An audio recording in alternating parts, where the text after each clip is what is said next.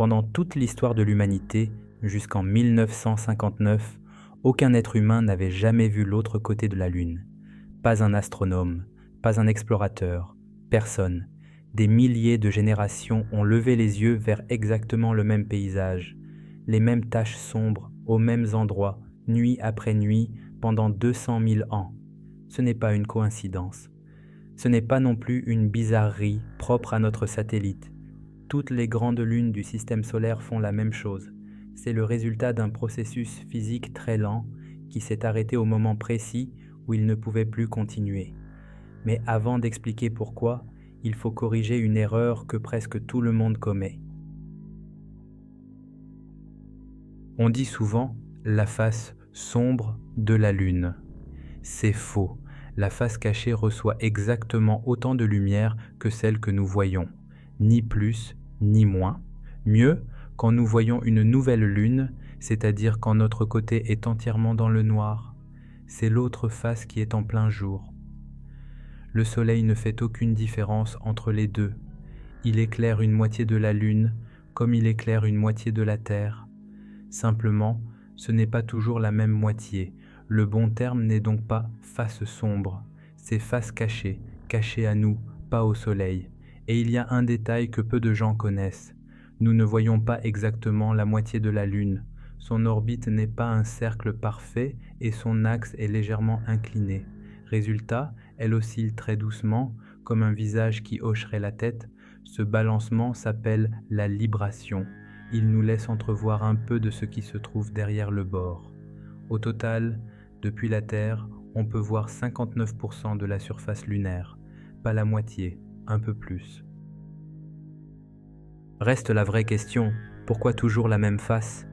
La réponse surprend souvent. La Lune tourne sur elle-même, elle n'est pas figée, simplement, elle met exactement le même temps à faire un tour sur elle-même qu'à faire un tour autour de nous. 27 jours dans les deux cas. Un tour sur soi, un tour autour de la Terre. Les deux mouvements sont synchronisés à la seconde près. Ça n'a pas toujours été le cas. Quand la Lune s'est formée, après la collision qui a arraché de la matière à la Terre, elle était brûlante, à moitié liquide, et elle tournait beaucoup plus vite. La gravité terrestre l'a déformée. Elle l'étire encore aujourd'hui, très légèrement, mais à l'époque, cette déformation était considérable. Et voici le point clé. Cette déformation ne suivait pas instantanément. La matière met du temps à se soulever, puis à retomber. Le renflement de la Lune se retrouvait donc toujours un peu décalé par rapport à la Terre et toujours retiré vers l'alignement par la gravité. À chaque tour, la Lune se déformait, se tordait, se réchauffait, et chaque fois qu'un corps chauffe, c'est de l'énergie qui part. Cette énergie, elle était prise à sa rotation. La Lune a ralenti, jusqu'au moment où un tour sur elle-même a duré exactement le temps d'une orbite. À cet instant précis, le renflement a cessé de se déplacer par rapport à la Terre, plus de déformation, plus de frottement, plus rien à ralentir. Le mouvement s'est arrêté là parce qu'il n'y avait plus aucune raison qu'il continue. Ce processus a été rapide à l'échelle astronomique. Quelques centaines de milliers d'orbites ont suffi. Un clin d'œil dans l'histoire du système solaire.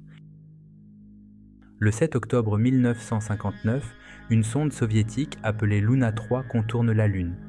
À bord, un appareil photo argentique et un petit laboratoire automatique capable de développer la pellicule dans l'espace. Les images sont ensuite scannées, puis transmises par radio.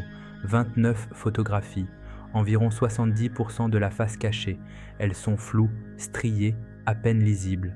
Mais elles montrent quelque chose que personne n'attendait. Les deux hémisphères ne se ressemblent pas du tout. Notre côté est marqué par de grandes plaines sombres, les mers lunaires, d'anciennes coulées de lave figée. Elles couvrent près d'un tiers de la face visible. De l'autre côté, il n'y en a presque pas, environ 1%. À la place, des cratères, partout, de toutes les tailles, superposés les uns aux autres. L'explication la plus solide tient à l'épaisseur de la croûte. Du côté visible, elle mesure 20 à 30 km, de l'autre 50 à 60, 2 fois plus.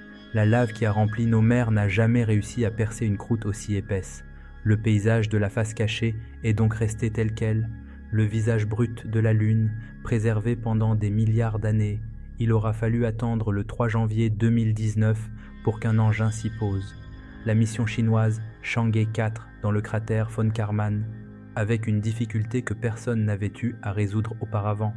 Depuis la face cachée, on ne peut pas parler à la Terre. La Lune bloque tout signal, il a fallu placer un satellite relais en amont de la mission. Sans lui, l'atterrissage aurait été aveugle et muet. Ce processus n'appartient pas au passé, il est en cours. La Lune a fini de ralentir, pas nous. Le même mécanisme exercé en sens inverse freine la rotation de la Terre en ce moment même. Nos journées s'allongent d'environ 1 milliseconde et demie par siècle. Si rien ne l'interrompait, ce freinage irait jusqu'à son terme. La Terre finirait par présenter toujours la même face à la Lune, exactement comme la Lune nous présente la sienne. Une moitié de la planète verrait la Lune en permanence. L'autre ne la verrait jamais, jamais une seule fois. Il faudrait environ 50 milliards d'années. Le Soleil, lui, aura épuisé son hydrogène bien avant, dans 5 milliards d'années. Ce verrouillage n'arrivera donc jamais. Mais ailleurs, il est déjà arrivé. Pluton et sa lune Charon se font face en permanence, tous les deux, chacun bloqué sur l'autre définitivement. C'est la version terminée de ce que la Terre et la Lune sont en train de faire. La Lune ne nous cache rien. Elle est simplement arrivée au bout d'un mouvement que la Terre n'a pas fini.